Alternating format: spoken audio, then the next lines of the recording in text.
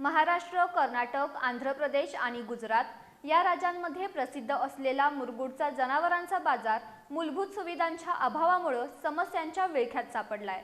पावसाळा सुरू होताच बाजार परिसरात मोठ्या प्रमाणात चिखलाचं साम्राज्य पसरलं असून शेतकरी, व्यापारी आणि ग्राहकांना मोठ्या अडचणींचा सामना करावा लागतोय।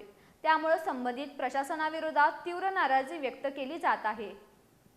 महाराष्ट्र, कर्नाटक, आंध्र प्रदेश आणि गुजरात या राज्यांमध्ये प्रसिद्ध असलेला मुरगुडचा जनावरांचा बाजार मूलभूत सुविधांच्या अभावामुळे समस्यांच्या विळख्यात सापडलाय। गेल्या वर्षी माध्यमांमध्ये समस्या उजेडात आल्यानंतर प्रशासनाने तात्पुरत्या स्वरूपात काही उपाययोजना केल्या होत्या, मात्र यंदाही परिस्थितीत कोणताही ठोस बदल झालेला नाही। बाजार परिसरात सर्वत्र चिखल साचल्याने नागरिकांना जीव मुठीत धरून मार्गक्रमण करावे लागते। निसरड्या रस्त्यांमुळे अनेक जण घसरून जखमी झाल्याच्या घटनाही घडत आहेत। याशिवाय जनावरे आणणाऱ्या वाहनांसाठी असलेले उतार मोठ्या प्रमाणात नादुरुस्त झाले आहेत। त्यामुळे जनावरे उतरवताना शेतकरी आणि व्यापाऱ्यांना मोठी कसरत करावी लागतीये। दरवर्षी पावसाळ्यात हीच परिस्थिती निर्माण होत असल्याने शेतकरी आणि व्यापाऱ्यांनी संताप व्यक्त केलाय। काही दिवसांपूर्वी मुरगुडच्या नगराध्यक्षा सुहासिनी पाटील यांनी बाजार समितीला भेट देऊन विविध समस्यांची पाहणी केली होती। तसंच लवकरच आवश्यक उपाययोजना करण्याचं आश्वासन दिलं होतं। त्यांच्या माध्यमातून तरी या जनावरांच्या बाजाराचा विकास होईल का याकडे आता मुरगुडकरांचं लक्ष लागले।